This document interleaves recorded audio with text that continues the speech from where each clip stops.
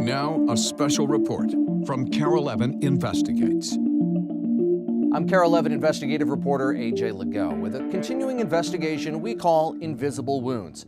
It began nearly 2 years ago when we revealed how the VA was using unqualified doctors and inadequate tests, making medical mistakes with life-impacting ramifications. Now, our findings are prompting changes for thousands of veterans all across the country. Pretty much the only thing I could see after the blast happened was the dust and then arterial bleeding on the windshield. Blood, dust, and twisted metal. It's amazing what heat and pressure can do to metal. It's a reminder. It's a reminder of For Green Beret Nate Anderson, how close you can come. August 1st, 2008 in Afghanistan was the closest of calls. So I was sitting right there in the driver's seat, and they had littered the area with IEDs like this one. We hit a pressure plate, which detonated some homemade explosives under my vehicle, and I don't remember a few things after that. I think the fact that I had my helmet on probably saved my life. A life saved, but changed. It's embarrassing because I lose what I'm trying to say. I stammer, stuff like that. Despite what you might suspect, looking at Nate's battlefield photos, everyone in his Humvee survived. A man who lost both legs was medevaced out. Nate and the rest of his Special Forces team continued their mission. If you could walk and you could answer questions, you're okay. It wasn't until months later, when he returned home to Minnesota, he acknowledged he was not okay. So I went to the VA. I just told them I'm having problems with my memory. I'm having problems with headaches, with my speech. What could it be? Nate was given a traumatic brain injury, or TBI, exam in the Minneapolis VA's Compensation and Pension Department. And the answer they gave me was that, no, you don't have a traumatic brain injury. Nate's is not an isolated story. In fact, as we discovered, there's evidence he's part of a disturbing pattern of veterans systematically denied a TBI diagnosis at the Minneapolis VA.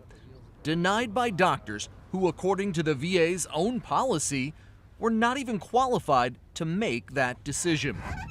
Example, Minnesota farmer Butch Hammersma, who nearly lost his life in 1968 while serving in Vietnam. Run over a landmine with a PC. While behind the wheel of a personnel carrier. That's it. 3 days later, I woke up in Japan. Part of his skull was shattered. Oh, it took all my bottom teeth, busted my jaw in 2 places. He doesn't even remember the explosion. I don't remember hearing nothing. Oh, nothing. Lights, they were gone. Butch's military records detail the price his body paid for his service to country. Muscular skull fractures and fractured mandible, because this was just like a crushed egg. Call it farmer humor, but Butch jokes there are still pieces of his head fertilizing Vietnam. Never went back to get them, and I don't plan on it either. Back then, he wasn't diagnosed with what we now call a traumatic brain injury. In the years since Vietnam, we've learned much more about the often invisible but debilitating impact of brain injuries. So the VA adopted a rule about who can diagnose them. It's spelled out right in the VA's training manual, complete with the word important with an exclamation point added for emphasis. It's also written on every single TBI exam document a VA doctor fills out. Only 4 types of specialists, including neurologists and neurosurgeons, are allowed to diagnose if a veteran has a TBI. Those were the rules when Butch went back to the VA in 2012, asking specifically for a TBI exam after suffering years of unexplained chronic headaches. Pretty good one here. Despite his record showing a severe head wound, a loss of part of his skull, he received no benefits for a traumatic brain injury. His VA examiner wrote in his records, there is no diagnosis of a TBI/concussion. I got it coming, I want it. If I ain't got it coming, I don't want it. So what type of specialist did Butch's initial TBI exam? It was a nurse practitioner I had in the comp thing. That's right. Records show Butch's TBI exam was done by a Brenda Roche. She's a nurse practitioner, not a neurologist. You go to your appointments, what they tell you to do, and You take it for granted, they know what they're doing. But Carol Evans' investigation found all too often that was not the case. No diagnosis, yeah. Records show Nate Anderson was originally denied by an unqualified doctor, too. They told me that I was physically fine, and they said, hey, it could be related to some stress that you experienced. When problems persisted, Nate paid out of pocket at HCMC to see a private brain injury specialist who said he did have a TBI. They told me pretty plainly that what I was experiencing was in line with a mild traumatic brain injury. Armed with that medical evidence, he appealed his case to the VA, but he was denied again by two different unqualified doctors, including the chief of compensation and pension, Michael Koopmeiners, a family practice doctor, not a TBI specialist. It's ridiculous. It's funny. That there's no excuse. The VA has absolutely no excuse. Minnesota veterans' rights attorney Ben Krause says the same thing happened to one of his clients, told he didn't have a TBI by two different doctors, neither qualified by the VA's own rules.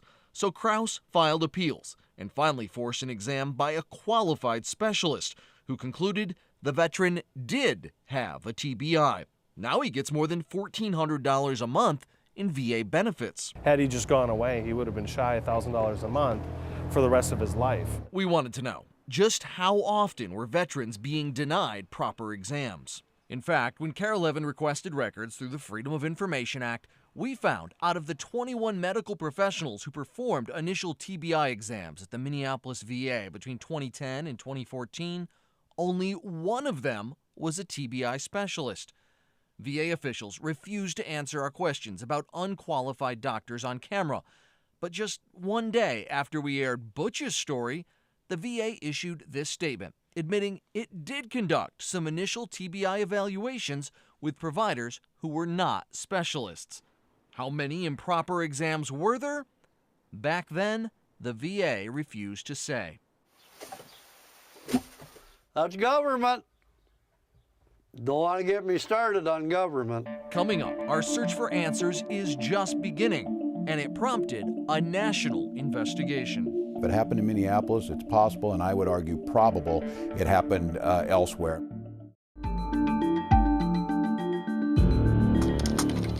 Log online to the Department of Veterans Affairs website, and you can find the name and certification of every VA doctor at every VA hospital anywhere in America. In spite of that, the VA has a secret it wanted to keep. Denied. That's what they repeatedly wrote us when, under FOIA, the Freedom of Information Act, we asked for names of employees performing initial traumatic brain injury, known as TBI exams, in compensation and pension departments at VA hospitals around the country.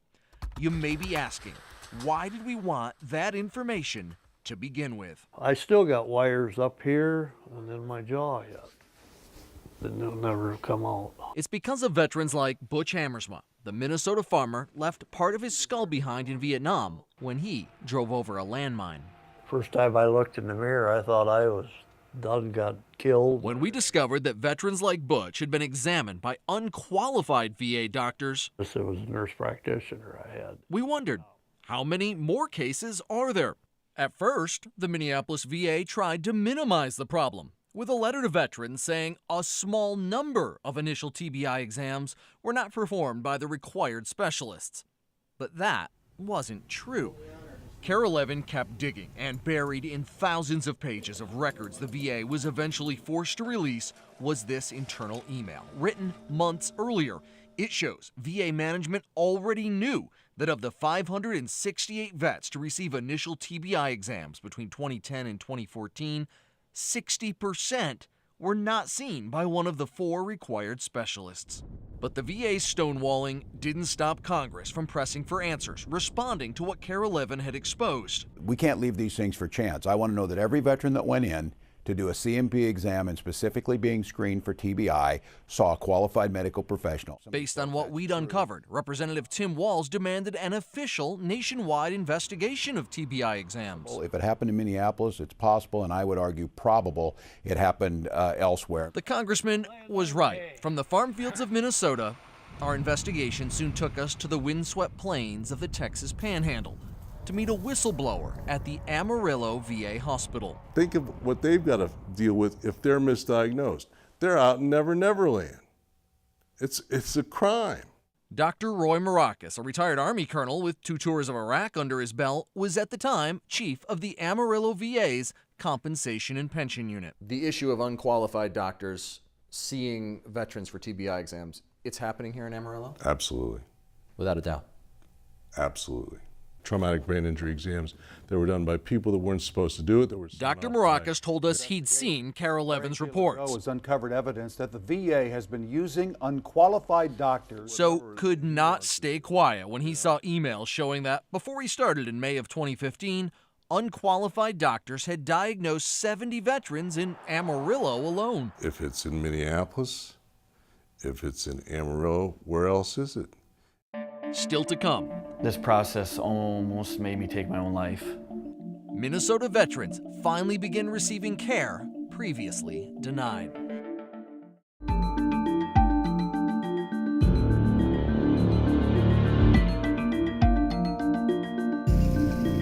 Plainview, Minnesota, a town so welcoming, even the corn waves. For Anton Welke, it's home. Everybody always makes a comment about our steer. Oh, you're from Plainview? You got the steer? Maybe it's the flagline streets, but Plainview seems to be the small American town where service to country, Grandpa, Laverne, he was in World War II. is in the blood. This one's my dad. He was in the Army.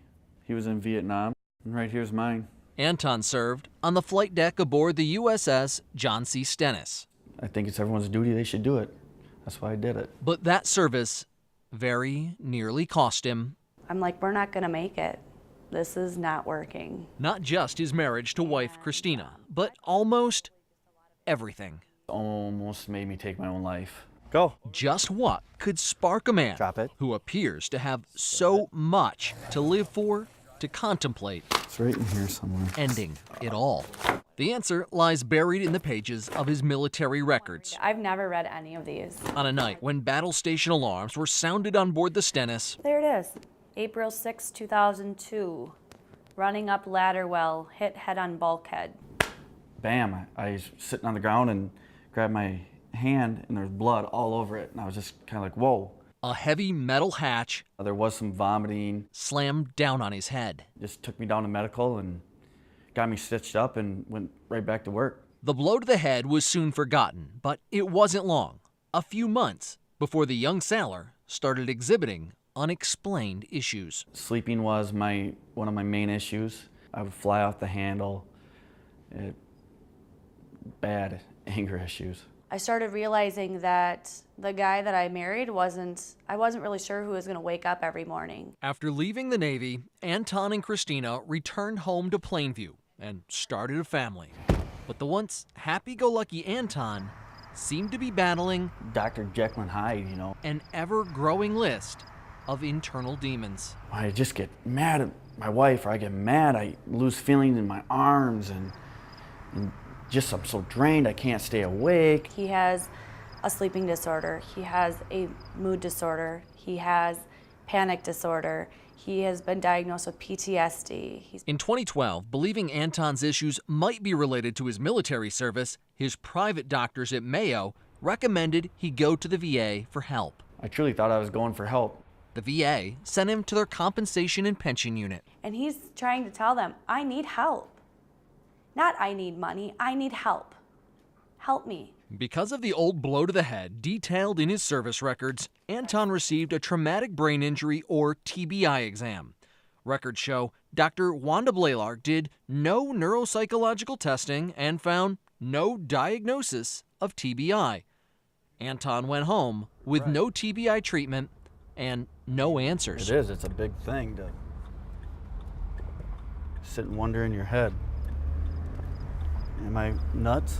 The veteran found himself at his church, I had nothing left in me and spending hours on his knees, prayed to the Lord that contemplating taking his life. I didn't care no more. I was physically and mentally tired. Looking up and in, Anton found strength through faith and family. I knew still had something to live for. In our most intimate moments have looked at me in the eyes and said, I'm trying.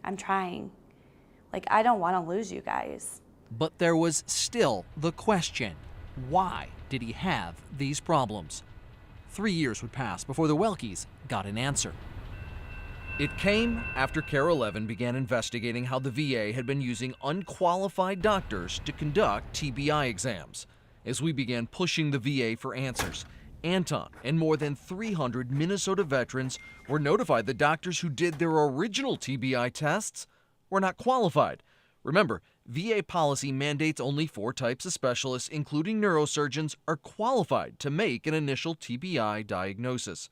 Dr. Blaylark, who did Anton's exam, is board certified in occupational medicine. She's not a TBI specialist. So Anton and those 300 other Minnesota veterans were told they could get a new exam, this time with a qualified doctor. He actually did test with me. I wasn't a number finally. I was actually getting care. Well, he said to you before you even left, without a doubt,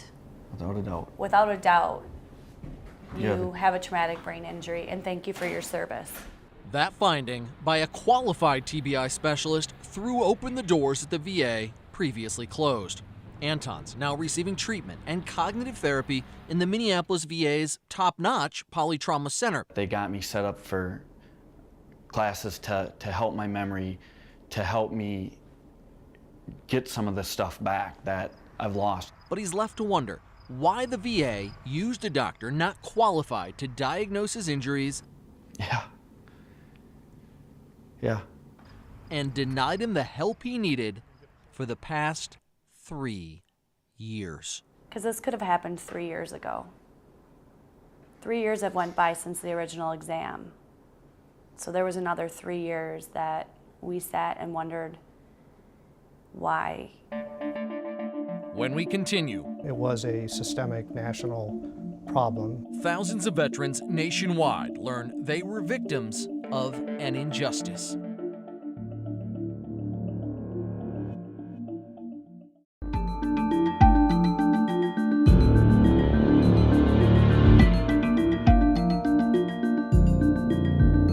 Welcome back. We've been telling you about problems we've uncovered, and we're happy to report in the wake of our investigation, there's action.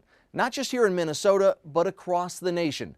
Thousands of veterans finally getting the help they need after years of painful delay.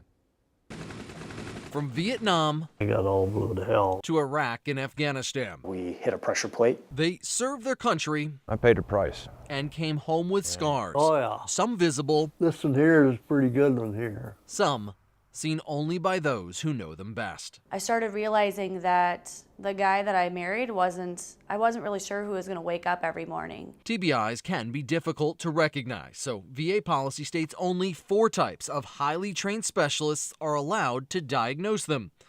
But our investigation found that did not always happen. We will get it solved.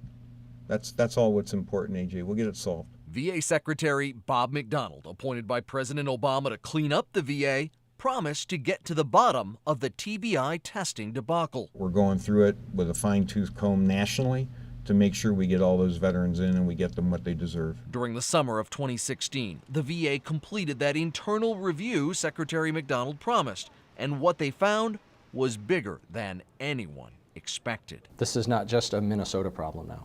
No, and it started out as a Minnesota problem. David McClinican is the VA's Deputy Undersecretary for Disability Assistance. The expectation was that they should initially see a TBI specialist. Yes, that was the expectation. That didn't always happen?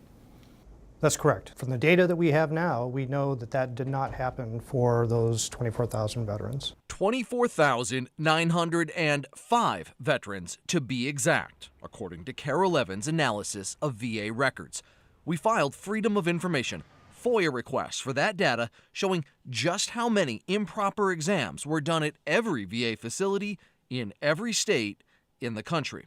Here in Minnesota, we learned 1,059 veterans were impacted. North Carolina had the most, nearly 3,000. Georgia had more than 2,000, and so did Washington State. What we now know is veterans in big cities and small towns all across America were the victims of what the VA admits was an injustice. I'm happy that we've identified this problem and we're attacking it, and I regret that it happened. Before we hold hands on the beach and sing Kumbaya, we need some accountability here. Congress held a hearing. Here I'm reading a news story you probably saw, citing Carol Evans' reporting. Last summer we were starting to hear rumblings in Minnesota that they weren't getting the right exams. There was a tenacious young journalist named A.J. Lagoe who did some really fantastic journalism, some really fair reporting and work at the Minneapolis VA. The VA's fix is to notify the affected veterans like Nate Anderson, the survivor of this powerful blast, that they're now eligible to have a qualified specialist re-examine them. They were able to properly examine and diagnose me. At the Minneapolis VA, so far, nearly half of veterans like Nate, who were previously told they did not have a TBI, no diagnosis, yeah, when re-examined by a specialist, did have a brain injury. That retesting is now underway for veterans nationwide. Without a doubt, it was a national problem that we're fixing now. For Nate, right. The fix took a 7-year wait for the VA to acknowledge his invisible wound. Yeah, 7 years for an answer is quite a while. Yeah. Nearly 25,000 veterans finally being offered the care they deserve. Some have also received checks for tens of thousands of dollars in benefits previously denied. And the VA's independent watchdog, the Office of Inspector General, tells us they're expecting to have their national investigation, launched at the request of Congress, completed in February of 2017. I'm A.J. Lagoe. On behalf of all of us here at KARE 11 News, thanks for joining us.